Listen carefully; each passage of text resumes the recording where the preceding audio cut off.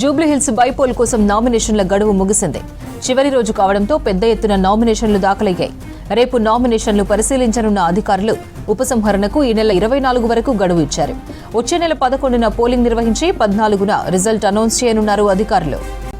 నిన్నటి వరకు 167 నామినేషన్లు దాఖలయ్యాయి. మధ్యాహ్నం 3 గంటల వరకు రిటర్నింగ్ ఆఫీస్కు వచ్చిన వారికి టోకెన్లు ఇచ్చారు.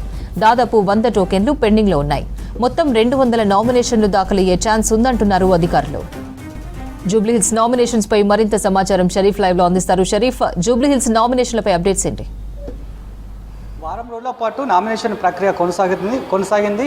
ఇవాళ 3 గంటల నుంచి ముగిసింది ఈ ప్రాసెస్ అంతా కూడా. నిన్నటి వరకు 127 నామినేషన్లు వేశారు. మొత్తం సెట్లు వేయగా 94 మంది ఈ సెట్లను వేశారు. కానీ ఇప్పుడు లెక్క పెరిగే ఛాన్సెస్ ఉన్నాయి. ఎందుకంటే 3కి డెడ్ లైన్ ఉంది కాబట్టి 3 లోపు రిటర్నింగ్ ఆఫీసర్ ఆఫీస్ లోపల అందుబాటులో ఎవరైతే టోకెన్లు తీసుకొని పెండింగ్లో ఉన్నటువంటి వాళ్ళు ఉన్నారో వాళ్ళు ఇంకా 100 టోకెన్లు పెండింగ్లో ఉన్నట్టు తెలుస్తుంది.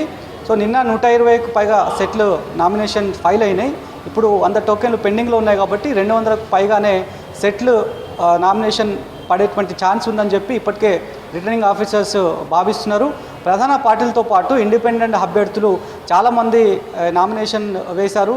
కాంగ్రెస్ పార్టీ నుంచి నవీన్ యాదవ్, బీజేపీ నుంచి లక్కల దీపక్ రెడ్డి, బీఆర్ఎస్ నుంచి మాగంటి సునీత, ఈ ముగ్గురు ప్రధాన పార్టీల నుంచి నామినేషన్స్ ఫైల్ చేశారు. ఇవాళ ఉదయం పీసీసీ చీఫ్ మహేష్ గౌడ్తో పాటు Jubilee Hills by elections incharge Tummala Nageswara Rao మంత్రి కూడా ఆర్ఓ ఆఫీసర్ దగ్గరికి వెళ్ళారు. అక్కడ ఉన్నటువంటి పరిస్థితిని పరిశీలించినటువంటి పరిస్థితి అయితే కనిపిస్తోంది. ఇంకా సమయం అయిపోయింది కాబట్టి ఎవరైతే ఆర్ఓ ఆఫీస్ గేట్ లోపల అందుబాటులో టోకెన్లు తీసుకొని ఉన్నారో వాళ్ళు నామినేషన్ వేయడానికి అవకాశం ఇచ్చారు.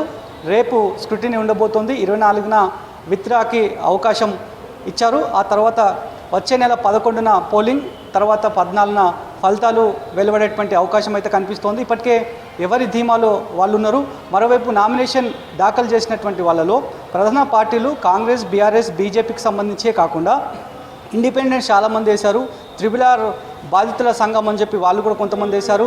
మాల మహానాడుకు సంబంధించినటువంటి విద్యార్థి విభాగం, అదేవిధంగా కొన్ని సంఘాల సంబంధించినటువంటి వ్యక్తులు కూడా నామినేషన్స్ వేశారు. వాస్తవానికి కొందరు డబల్ నామినేషన్స్ వేస్తూ ఉంటారు ఈ ప్రాసెస్లో. వాళ్ళకు సంబంధించి కూడా స్క్రూటినీలో అవి తగ్గేటువంటి అవకాశం ఉందని చెప్పి ఆర్ఓ అధికారులు చెప్తున్నారు.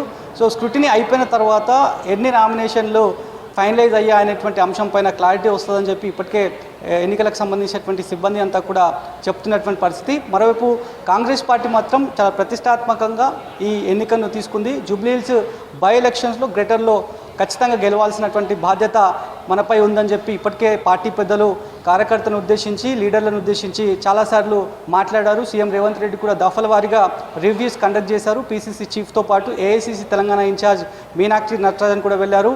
మరోవైపు జూబ్లీహిల్స్ బై ఎలక్షన్కి సంబంధించి కూడా మొత్తం 3 మంత్రుల ప్యానెల్ని ఏర్పాటు చేశారు. వివేక్ వెంకటస్వామి, తుమ్మల నాగేశ్వరరావు, పొన్నం ప్రభాకర్, వీళ్ళంతా కూడా నిరంతరం అక్కడి అభివృద్ధి పనులకు శంకుస్థాపన చేశారు. దాదాపు 35 కోట్లకు పైగా అభివృద్ధి పనులకు శంకుస్థాపన చేశాము. సంక్షేమం మెచ్చి ఖచ్చితంగా మాకు ఓట్లు వేస్తారని చెప్పి కాంగ్రెస్ పార్టీకి సంబంధించినటువంటి నేతలంతా కూడా ధీమా వ్యక్తం చేస్తున్నటువంటి పరిస్థితి కనిపిస్తోంది. ఇక మరోవైపు బీఆర్ఎస్కి సిట్టింగ్ స్థానంగా జూబ్లీహిల్స్ వస్తోంది. కంటిన్యూగా ఆయన గెలుస్తూ వచ్చారు. సో కాబట్టి ఆయనకు సంబంధించినటువంటి సెంటిమెంట్ ఖచ్చితంగా మాగంటి సునీత వైపు పోలరైజ్ అయ్యేటువంటి అవకాశం ఉందని చెప్పి అటు బీఆర్ఎస్ నేతలంతా కూడా వాళ్ళంతా కూడా ఎక్స్పెక్ట్ చేస్తున్నటువంటి పరిస్థితి. మరోవైపు లంకల దీపక్ రెడ్డికి సంబంధించి కూడా ఇవాళ 1 గంట ప్రాంతంలో ఆయన నామినేషన్ వేసినటువంటి పరిస్థితి. మరోవైపు RRRకి సంబంధించినటువంటి బాధిత సంఘాలని చెప్పి వాళ్ళు నామినేషన్ వేశారు. మరి ఆ నామినేషన్స్కి సంబంధించి చెల్లుబాటు అవుతుందా లేదా అనేటువంటి అంశం రేపు స్క్రూటినీ తర్వాత